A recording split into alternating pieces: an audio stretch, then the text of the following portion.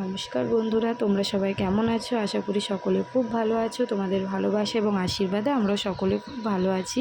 আমরা রেডি হয়েছি ও বাড়ি যাবো বলে, যেহেতু ডিস্ট্যান্সটা কম তাই নাইটিটা এনাফ, সাজার প্রয়োজন হয় না। যাই হোক, আজ 25শে বৈশাখ ভিডিও আপলোড করতে দেরি হয়ে গেল, কারণ সমস্ত ভিডিও আমার কাছে ছিল না।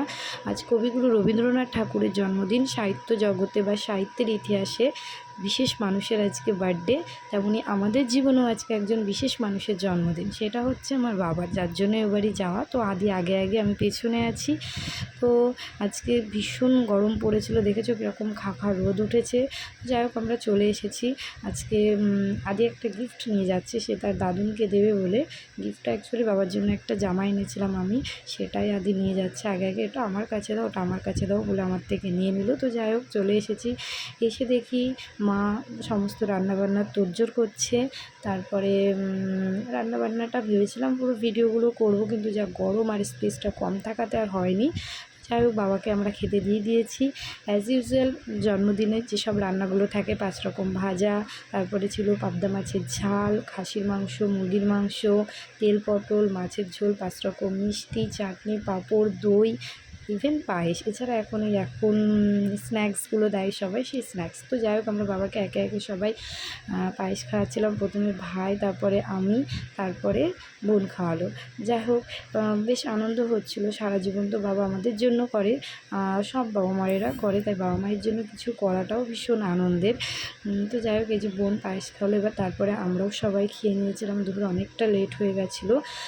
তারপরে হচ্ছে বাবাকে সন্ধ্যেবেলা একটা সারপ্রাইজ দেওয়ার কথা আছে, জানি না, বাবা তো রাজিই হচ্ছে না। তো যাই হোক, তার মধ্যে আমার ছেলে এখন স্ন্যাক্স খাবে বলে বায়না করছে। ভাত খাওয়া হয়ে গেছে, কিন্তু এগুলো দেখলে বাচ্চা কাচ্চা যেমন করে আর কি, যেমন এটা নেবো ওটা নেবো। তো যাই হোক, সারপ্রাইজটা বলতে কেক কাটা। জন্মদিনের আর সারপ্রাইজটা কী থাকে বলো? কিন্তু বাবা কোনোবারই কেক কাটতে রাজি হয় না। এবছর এক প্রকার জোর করেই তাকে বলা যে না, এবছর অন্তত তুমি কেকটা কাটো। কোনোবারই কেকটা কাটতে চায় না, বলছে এই ভালো লাগে না, কেক কাটবো না। ওই খাওয়া দাওয়াটা, প্লেট সাজিয়ে খেতে দেওয়াটা প্রত্যেক বছরই হয়, কিন্তু কেক কাটাটা প্রত্যেক বছর হয় না। তো এবছর এটা নতুন অ্যাডিশন বাবার জন্য।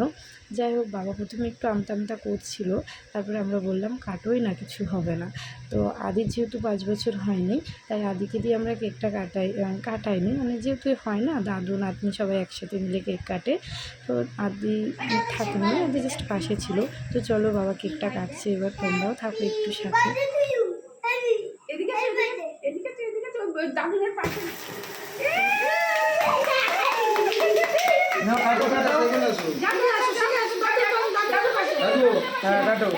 Happy birthday to you. Happy birthday to you. Happy birthday, happy birthday.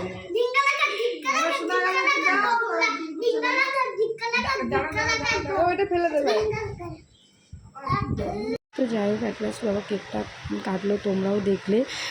তো তারপরে বাবা একে সবাইকে কেকটা খাইয়ে দিচ্ছিলো। প্রথমে আদিকে, তারপরে আমার দাদার ছেলেকে, তারপরে আমরাও বাবাকে একে সবাই কেকটা খাইয়ে দিলাম। প্রথমে ভাই, তারপরে আমার ছেলে, তারপরে দাদার ছেলেটা, তারপরে বোন, তারপরে সবশেষে আমি। তো যাই হোক, আজকের দিনটা এইভাবে আনন্দে কাটালাম। তো তোমাদের সকলের কেমন লেগেছে সেটা জানিও। বাবা মায়ের স্পেশাল দিনে কিছু করতে সত্যিই খুব ভালো লাগে। বাবা মায়েরা তো সারা বছরই করে থাকে আমাদের জন্য টুকটাক, বাবা মায়ের জন্য তার টুকটাকভাবে হয় না। যাই হোক, কোনো একটা স্পেশাল দিনে সেই মুহূর্তটাকে একটু তুলে ধরা। তা আমার এই ছোট্ট ব্লগের মাধ্যমে বা ছোট্ট মিনি ব্লগের মাধ্যমেই তোমাদেরকে দেখালাম। তো যদি কোনো ভুল হয়ে থাকে ক্ষমা করো, সবাই পাশে থেকো প্লিজ।